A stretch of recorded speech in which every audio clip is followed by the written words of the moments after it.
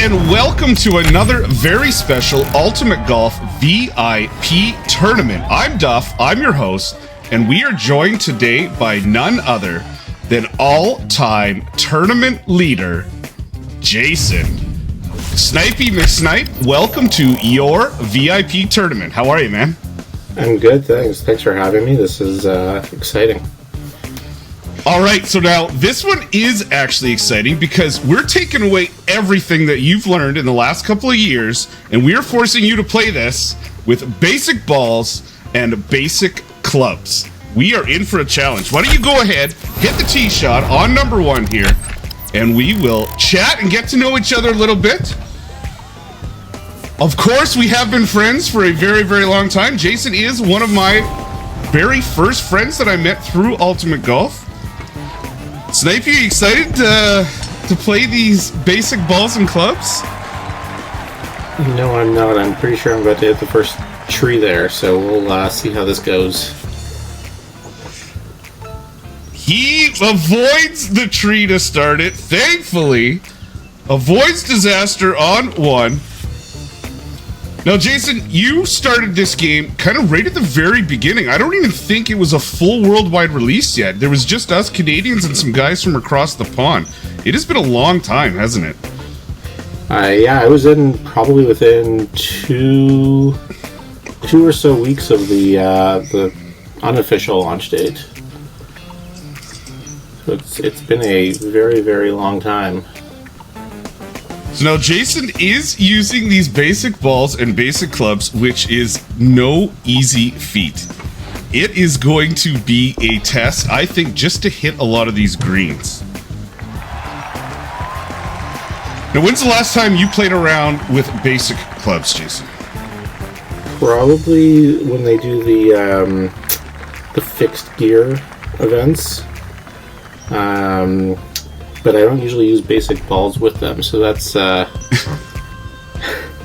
we'll see how this goes. Other than your CC events where you're forced to use basics on the head-to-head, it's been a long time. Now, one of the tough parts with using these basic balls is the putting is not forgiving at all, as we see on hole one. Number one player in the world, par on hole one. Jason, we are hitting the floor running here, eh? It's not the first time I've missed a putt on hole one in one of these things. And I bet you that's not the last missed putt we're going to see out of Snipey here. So now, Snipey McSnipe, let's get you going on hole two here. And then, as you're carrying down the fairway, riding in your cart here, I want to hear the story behind Snipey McSnipe. Where, first of all, what was your game name when you first started this journey into Ultimate Golf? So my game name would have probably been Jason S for a while. I forget, there was some very Big Jaybird was in there. Jaybird was in there. That's been my golf nickname for a while. And then I remember, so early on in the game, I definitely would have been sniping tournaments. So if people don't know what sniping tournaments is, wait till the last minute to putt out. I didn't have the ball inventory to really replay multiple times. So the strategy would be to wait to the end and finish the putt, so you wouldn't have to go back and forth with replays. I also wasn't very good at the time. We will talk about that. Oh, yeah. but carry on. And it just got to the point where people expected me to snipe them. So there was one tournament against one individual who was not thrilled with me. And so we were brainstorming some names when I was about to snipe him. And the name came up for Snipey McSnipe, which actually came from our own Jimmy Banger. It certainly did. Nice shot, nice eagle there on two. All right, so we par on one, eagle on two. All right, we will head to hole three. All right, Snipey, I love that story. It's no different than, what was it overseas? Bodie McBoatface. We just had a plow renamed here, Plowy McPlowface, I think. Oh, good old. So, for those of you who don't know, Jason is a fellow Canadian, just down the road in Toronto, born and raised, I believe, which probably means you grew up playing hockey, did you not, Jason? I did grow up playing hockey until I was probably about 13 years old. 13 years old, and those hockey skills did not help him on hole 3 here, where he has found the rough off the tee. Now, I've had the pleasure of golfing with Jason in real life, and this would be me in the rough off the tee, and he's actually a pretty decent golfer. How low did you ever get a handicap there, Snipey? I was down to about a 3 at probably my prime when I was like 15, 16 years old, and it's been all downhill ever since. That's what happens. You get old, you have kids, you get married. Yeah, I know myself. How many rounds a year are you getting in now? Less than 5. Yeah, it's like down to 2 or 3 right now. We'll see if I can get my kids back into it. Jason with the tailwind here, huge tailwind. Now keep in mind, on normal events, when we are playing with the basic balls and the basic clubs, oh, this is a nice shot actually, we're going to dial those winds down a little bit. Now, Jason, being the caliber of player that he is, we decided to throw everything at him here. So he's got basic balls, he's got basic clubs, and we're giving him the normal Tour Pro wins. Well, this is not easy. This is very, very difficult, and even a par on these holes is earned. So well done there, Jason. Hits a putt, so we go par, we go eagle, we go par, and we are about to see our very first par 3 in this Snipey McSnipe VIP tournament. And of course, you are probably stuck between clubs. I am very stuck in between clubs, so I'm going to throw on my grid for a change and see how this goes. So, Jason, you are very famous. Now, we've thrown these basic clubs at you, but you are very famous in this game for using Pro Ds. So, using kind of the free balls, the balls that you can win. Nice shot, by the way. Thank you. To help build your ball stash. How important was that on the climb up through your account and to get the point where you are now of that whole ball management thing and picking and choosing tournaments and when to use good balls? So, I actually couldn't figure out why everybody was why everyone was so much better than me. I was using Pro Ds. I figured everybody else was playing with 8-mile-an-hour winds, and then I found out everybody else, this is before the 80 to 85% wind balls came out, that everybody else was using 70%ers. So once I realized that, I figured I'd better start using some of my Tour Pro balls to compete, and I'd say that was probably the first bit when my game took off. But in terms of ball management, that's definitely the most important thing for early golfers who are hesitant to spend money. It's go win royales. I started with playing cruisers in the red and blues, cruisers and high flights, and didn't really have a big stash of Pro Ds until the cumulatives and the Madness came out. Those were big Pro D wins. You're winning 200, 300 for a win there. So that's where it started, and once those tournaments came out, I was pretty much exclusively Pro Ds, unless there was actual prizes on the line. Oh, hang on, ball, hang on.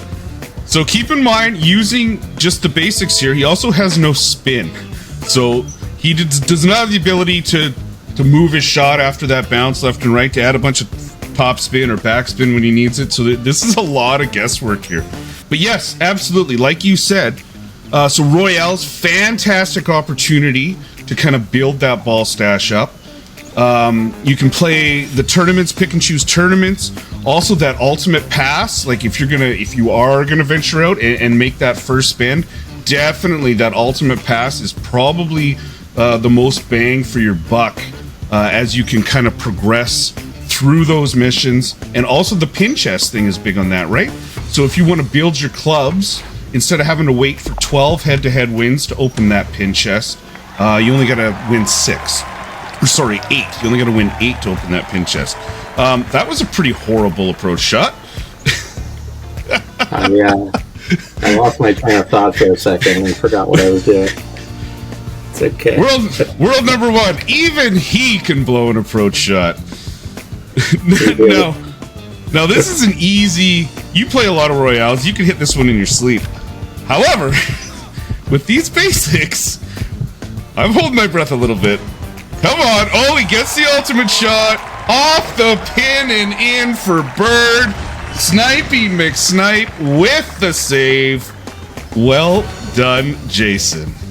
Thank you. That was definitely a bit of luck in the timing there. Hey, I figure where we are. All right, Jason, fresh off the birdie save there when the par 5, number 5, we're going to hole 6.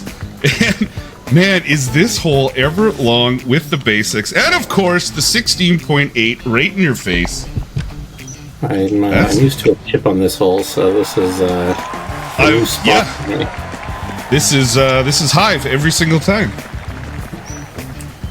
So Jason, you are, I'm going to say famously, infamously, one of the founding members of Whiskey Business, the 5-time Ultimate Golf Country Club Championship tournament winners, and just tournament beasts all around. How did you first come about becoming a member of Whiskey Business? So we had, as you know, I'll explain it obviously, we had a group that had a handful of us that we had for a long time before country clubs ever came about, that had myself, you, Big Easy, Banger, and a few others who, because I'm trying to focus on this shot, I can't remember their names, but maybe you want to fill them in. But we were pretty much a club for years, or for 2 years probably before country club started. And we actually joined when country clubs came out. We knew we needed a bit of a bigger team, and we joined with what were known as the Elites, which were the top Royale players in the game, and came with LFC and Webo and a few others. So when country clubs came out, we formed Whiskey Business. I forget how the name came about. I think somebody sent a GIF of the Tom Cruise movie, and I knew Easy liked whiskey, so I was like, Whiskey Business. Oh, that was a big putt. I gave you a 1 in 10 on hitting that one. When's the last time you had a 188 TV on a hole? But yes, you can carry on to 7. Yes, that was the beginning of Whiskey Business. I, of course, was a member of that too when we first started, and it was cool, man. Like we became friends. So for those who don't know, Jason and I, we've met numerous times in real life now. First time was we had talked lots and lots we had a Slack group, and then Whiskey Business formed, and then we went golfing actually in Oakville for the first time. And it was weird because I've talked to this guy every day for like a year, but we hadn't actually met. And here we were on a golf course. But it does speak to the community aspect of this game. It's kind of, I say to my wife all the time that makes fun of me. I say people meet and they get married online. Why can't you make a friend online? So, and here we are. Jason's one of my good friends. Nice approach here on number 7, the par 3 with that basic gear, by the way. The funny thing is, the first time we went to Met, my wife warned me, make sure he's not a serial killer. How do you know you're not going to end up dead at the end of this golf game that you're going to? So, fortunately, you didn't murder me, and I'm still here. And dropping birdies, back-to-back birds, -6 through 7 for Snipey McSnipe. All right, Jason, here we go. Number 8. This is probably the toughest hole on the front 9 here. Jason, before we or you hit your shot, I want to bring up something that was like a milestone event, I do believe, in Ultimate Golf that you were a part of. And I was glad to have been your teammate and kind of to witness this happen too. For those of you, Jason, Snipey McSnipe was the first person to shoot a perfect 9, a perfect round on Ultimate Golf. Take us back to that moment, Jason. How I witnessed it. I saw the chat. I was getting the updates in that, but kind of walk us through. How nervous were you going? 7, 8, 9? So it was, I remember it was Whispering Pines. I think it was the front 9. And I usually, I'm chatting and stopping and messaging during my rounds, so I'm not always fully focused. And you know me, when I get quiet, or when I get quiet during our chats, it's usually because I'm having a pretty good round and I don't want to be distracted. But at some point, I think I was, I had the first 5 and I knew 6 was pretty much a gimme on that course. And did you think you're going to hit that tree? I thought you were going to hit that tree. Anyway, keep going with your story. Oh my lord, look how far that rolled out. I was going to ask before we play the hole if somebody can give me a headwind on this one, but oh wow. Not much I can do there. So the 6 I knew was a gimme, 7 was a gimme on that one, and then 8's the back then 8 would have been the really tough one, and still is. And I got 8, and that's when I messaged you, and you said, why are you jinxing yourself? Yeah, I remember. Shut out!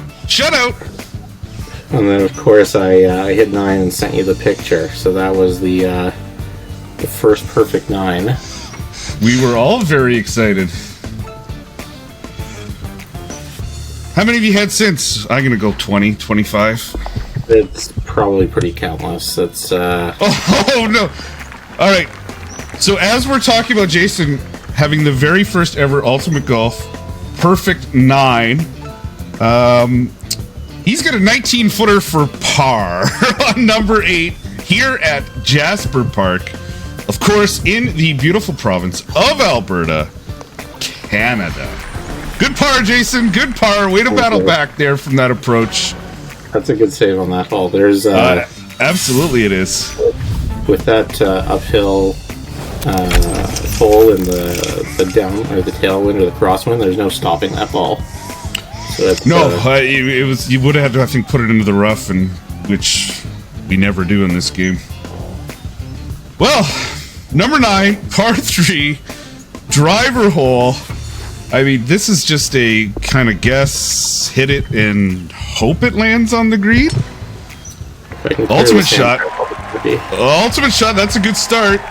This secondary is going to kick in. Oh, nice little bounce there off the little ridge.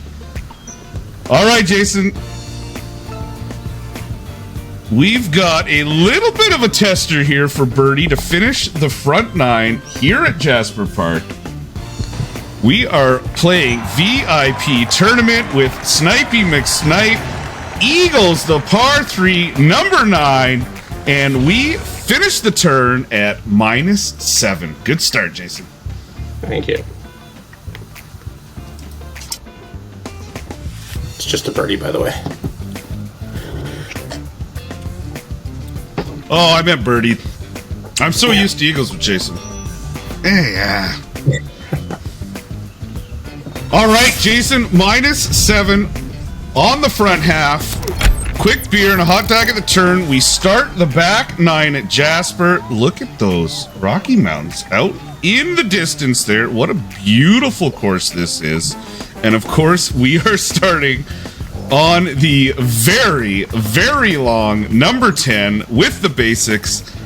I'm going to go out on a limb here and say you might not make it there in 2. Not with this one, no. Oh, it's trouble. You ever been to Alberta, Jason? I have. I have not played golf there. I have some family out there. So it's been a long time. Uh-oh. I'm going to say you might not get there in 3. That's okay. It's par 5.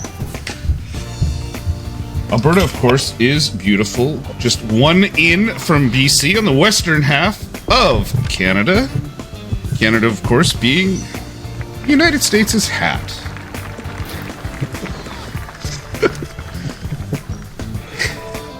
So, Jason, head-to-head tournaments, royales, you're kind of very, very good at all 3, and there could definitely, an argument could be made that we're talking GOAT territory here. Best all-around player.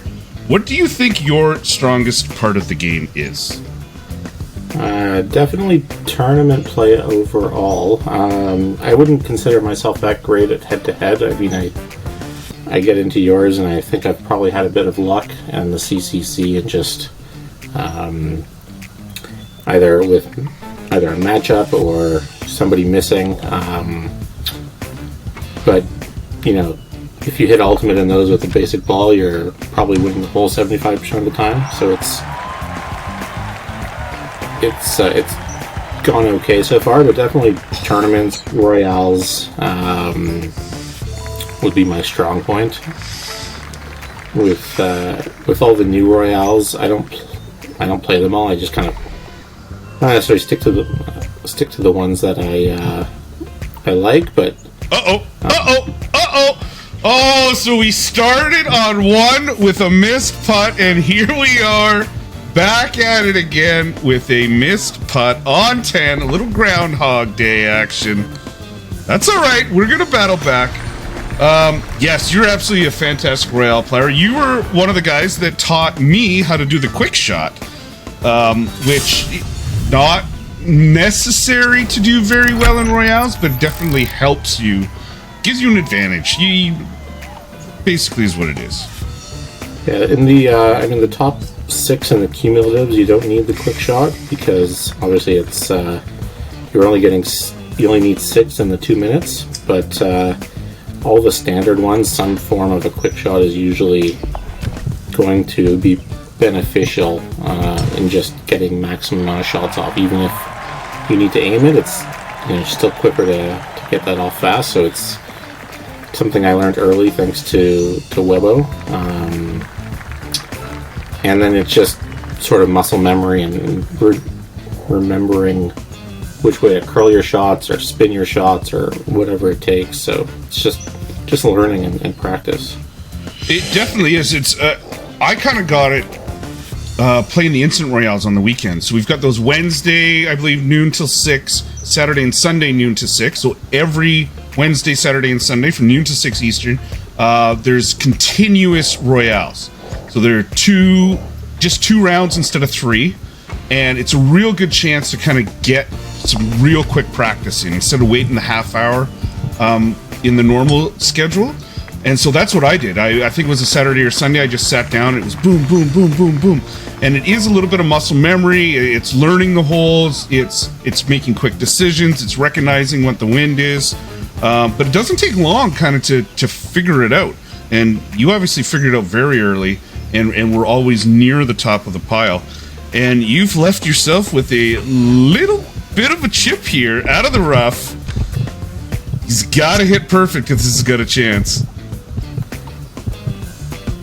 Oh, watch that needle pass. Uh-oh. Trouble at Jasper on the back 9. Snipey gonna have a par here on the number 11, par 4. Oh, wait. I almost spoke too soon. There we go. Now he's got the par on number 11. When's the last time you went back-to-back pars? Probably Never. Since the first week of the game. Never. All right, so we're -7 through 11. I think you're going to find a couple more in here. So I think we're looking at a 10 or 11. Respectable for the basic gear. What's your... Go ahead. I was just going to say, way back when, you could actually do quick shots in the tournament play. So it used to work where you could just go in swipe really quick and see how that ball releases. And they changed that at some point, I think, to fix some of the game mechanics. But that was a good way to practice. Is just go into a hole and. Hang on, ball. Hang on, ball. So you'll notice. So using this basic ball, any little miss left or right is going to take that ball so far off target. And that's all about swing zone. So if you find yourself, if you're using the lower balls, the more of the free end balls, and you're finding yourself not able to hit that ultimate shot and hanging it out to the left and right, you're going to want to look for swing zone on a ball. So oh no, Jason again. Prime example right there. Swing zone would have saved that. So you want balls with swing zone on it, and that means you can miss a little bit left and right, but it's still going to register as an ultimate shot and prevent what has just happened 3 times in a row for Snipey McSnipe. All right, Jason, I believe this is the tester hole here at Jasper 13. It is so long, and we've got the basics. So is it which hype member gets me my tailwinds here? Because I think that's always the claim, is that Whiskey Business is the we always get the tailwinds. Unfortunately, not on that one. That's a little Hip Brent action. He's the man behind the tournaments that sets all this up for all of us. And apparently you pissed him off at some point. Because these have been some nasty wins. But I think that's a credit to you. He had faith in you, Jason, that you were going to shoot well, even with the wins. Look at this. Oh my god. This is a long hole. You've overcome these wins pretty well. We've had a couple oopsies, but overall, the approaches have been tight-ish. I think for the conditions that you're playing in, people are going to watch this and think, oh, I can beat that. This is no problem. And then they're going to play, and they're going to be -2 through 9, where you were -7 through 9, and go, wow! Might see a couple replays. People might have to go through this one once or twice. Although, I do believe they might have the option to use their own balls and clubs, which advantage everyone else. Hung it out there, great left. That's trouble. No, you're good. Sit down, ball. Sit down, ball. So what makes these shots from the fringe and from the rough and from the sand so difficult is the lack of shot view on these basic clubs. So shot view is everything. So in the wedge game here, normally we're looking at an Atlas in the early part of the game, kind of looking at a Zeus as you're getting towards that veteran and the pro level. And then once you're in Tour Pro, you're kind of looking at the Hive for all of these shots. And Hive at this distance is automatic. You're going to make 100 out of 100, I'm going to say. Unless the kids come in and jump on you in the middle of it. You ain't missing that. Just like you're not missing that. There's a birdie. We got off the par train. We're on the birdie train as we head to number 14 at Jasper. Should be the Jason, remember when there was only like 4 courses in the game? Remember when Jasper first came in? How exciting. So let's talk about that. So when a new course came in, we would go, so obviously it's a feature, right? For in the week it comes out, and we see it in the reds, we see it in the blues. There's usually a tournament or two. You see the front 9, the back 9, and then all 18. We would dissect that thing. We would use so many replays, try and find every little crook and cranny and hot spot and bounce and figure it all out. The funny thing is, I was never great at any of that. I always relied on the rest of you guys. Uh-oh! That's trouble. Looks like you hit a tree, Jim. Again, this is another hole where you've probably never hit anything but a wedge into. No, this is, I'm looking at a bogey here. We've kept the bogey off the card so far. I think we can do it. I think we're going to save this. Unless you hit the tree for a second time. And now we are going with a good old Canadian stereotype of Jason the Lumberjack. Hanging out in the trees. So, just trying to remind myself why I signed up for this. Yeah, it's holes like this. and we're not done yet. We still got like 160 to go. And it's a tight pin, I think, for this, for basics. Oh, you got that back left. Pin 3, I believe. Pin 3. Of course, 3 pins on each green in this game. Usually you got one tight, one in the middle, and one at the back. And of course, we've got the one at the back for him here. Ooh, little underpower. Little great right. Come on, ball. Find your home. Please, leave him with the putt. Leave him with the putt. Leave him with the putt. Oh, no. All right, Jason. Deep breath. We got this. Bogey. I can handle a bogey. Double bogey, and we're going to have to retitle this, I think. Can I just hit replay and restart this round? No. Nice try. You want to use a practice pin on this chip? Come on. Oh, no. Get in the hole. Get in the hole. Yeah! Wait. Jason, Snipey McSnipe saves bogey. So it's actually I don't think it's my first bogey in, I think I threw one under a tree in the first showdown. I ended up taking a 5 or a 6 on a par 5. Of course, the UG Showdowns, famously now, you can go and play that par 3, Jason. The UG Showdowns, the final round, no replays. You get everything in Ultimate Golf. You got 25 replays in some, we've got 7 replays in others. And some tournaments on the final, like the UG Showdown, nada, 0 replays. Now, in true form, on the par 5s, we get headwinds, and then on the par 3, with that tight pin, with no backspin available on that basic short iron, we are looking at a 17-mile-an-hour tailwind. He is adjusting halfway. He's adjusting. Oh no! And you're stuck between clubs. Oh, this is good. Let's see what you can do here. I think I got this. Come on, baby. Uh-oh. Oh, look at that. Look at this rollout. You know what? That's about as good as you get, I think, on this hole. With these wind conditions and those clubs,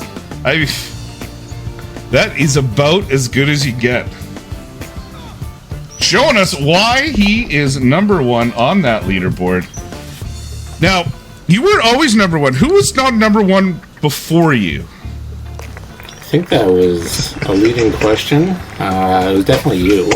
Yeah, it was me. I think we're the only 2 that have ever really been on that leaderboard. All right, Jason, good job. Birdie on the par 3. Well done. All right, Jason, 3 to go. 3 par 4s to finish this off. We're sitting at -8. I gotta think the goal here is -10. Let's go -10 to finish this off. Now, if we were playing with the big boy clubs and the good balls, I'm thinking we're looking at -6 over these last 3. Oh, look. Wow. How far do you think this one's going to roll out, Jay? Probably about to that first shadow. She's going to go.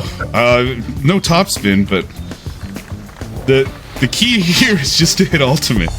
Don't hang it out. Are you going to go full OP? Yeah, he is. Oh, you chicken. I chickened it. Chicken. I couldn't do it. Oh, look at this roll. Wow. All right, so now with no backspin on this approach, you're and a tailwind, you're, I don't know, screwed, I believe is the appropriate term. Yeah, this is trouble. This is water territory there. So he's in between clubs. He's got the tailwind. He's got no... Oh, you've got 2 bars of backspin available. Because like, that's going to help. And I think this is a hope and a pray, and please be good. I like that you... Oh, go! Oh, wow, look at that! We might cue the instant replay on that one. Look at that. That was inches from disaster. But I like that you had the fortitude to take it over the water there and go at the pin rather than lay up way to the right.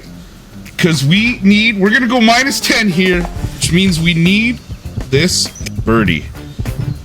Left, right, ultimate shot. Nice shot, Jason. There's one. We need one more birdie out of these last two to hit that -10 number. Now, a lot of people, Jason, on that needle swing, they can only go one way. I'm a right to left guy. I will very, very rarely stop the needle when it comes left to right. Which way do you swing? Which way do you prefer? So I actually can do either way. Probably not with basics. I'd definitely be more comfortable right to left. But anything else, I'm fine left to right or right to left. It doesn't actually impact me. Probably I'm just so used to it from Royales that I'll do anything. Doesn't make a difference. You know what? That does bring up a good point. Royales do help with your tournament play. So, like, greenside chips, for example, just that practice in Royales of that quicker needle speed, hitting that ultimate shot. You get a feel for those short chips around the greens, when to use full topspin, when to maybe add a little bit of backspin, when to leave the spin alone. I know a lot of players that don't play Royales, and they miss, like in the tournament, when they end up in the rough or they end up in a greenside bunker, they get real nervous and they miss a lot of those shots. Where I think you've played a bazillion Royales that you're very comfortable around the greens. Yes. Yeah, the practice definitely helps. My calculator is telling me the very wrong number here. So, Jason, speaking of all that practice in Royales, how many Royale shots do you think you've taken in your lifetime on Snipey McSnipe? Are you talking about rounds or like actual shots? Shots would be hundreds of thousands. 70,000. That's it. You were close-ish. Well, you hit so many of them. I know why. I know why too. We will talk about that later. Tournament holes. Or let's say, how many tournaments have you played in total? How many tournaments have you entered and played in Ultimate Golf? This is hole 17, is the Ultimate Golf stat hole for Snipey McSnipe. Tournaments overall, 3 a day for 3 years, probably about close to 1,000. Yeah, close. 1,000 US. In Canadian, it's 1,773. Oh, jeez. 1773. Of those 1773, you have played a little over 50,000 tournament holes. How insane is that? 50,000? Which means... Oh, no! Well, that's a par. That means we're going to have to birdie 18. We're going to have to birdie 18 to hit that -10. You've taken a total of 190,000 shots in this game. It was 189,000 until you played this round, so now it's 190,000 shots in this game so far. We're not going to do the math on how long it takes you a shot and how many hours you've spent, because that's just dangerous, because I'm probably in the same boat. All right, Jason. I'll my work. Yeah, we won't. Or your wife. So 17 holes under your belt, 1 to go. We set the goal at -10. You're sitting at -9. You've been in this position many, many times, probably on this very hole, where you need a drop to win. Now, in this case, playing with the basic gear, I'm going to say a drop is just a birdie. So for those of you watching, we use a term a lot of the players drop, which means an eagle on a par 4, an ace on a par 3, or an albatross on a par 5. You'll hear that. You'll hear us talk about it. You'll see it on Facebook, on Discord, on Reddit, where everyone's talking about it. And that's what we're talking about here. So how do you like that pressure? I mean, you've had it dozens, probably hundreds of times where you need to get that drop on 18. Do you still get excited after playing whatever that was, almost 1,800 tournaments, when you hit that big shot to win it? Less so in like regular tournaments. Definitely in the CCC events, because they're live streamed. There's definitely a lot more emotion in them. But regular tournaments, I mean, I've done over 1,700 of them, so I'd hope I'm not not nervous at this point. I still get excited. I played a couple tournaments earlier today. I played one yesterday, where I needed a shot late. The one yesterday, I needed 2 out of the last 3, and I hit the 1, and I needed 1 out of the last 2, and I hit it, and I gave a little, yeah! I still get excited sometimes. Now, par 4 ace, excited every time, yes? Definitely. I'm usually, depends on the hole, but I'm usually try to avoid using my pins on a par 4 ace hole, because I know I'm making an eagle no matter what. Unless I really needed it, I probably wouldn't use it. Well, we didn't hit the -10, but we got to -9. That back 9, a little bit tough. Ate you up a little bit here at Jasper, but Jason, Snipey McSnipe, fantastic job. -9 with the basic balls, basic gear in this VIP tournament. Well done, my friend. Thank you. That was not fun, I gotta say. Chat was fun, but not the game. Hey man, for all things, you did fantastic for that gear. Like that was fantastic. Good job, and always a pleasure playing some golf with my buddy Snipey McSnipe. Thank you.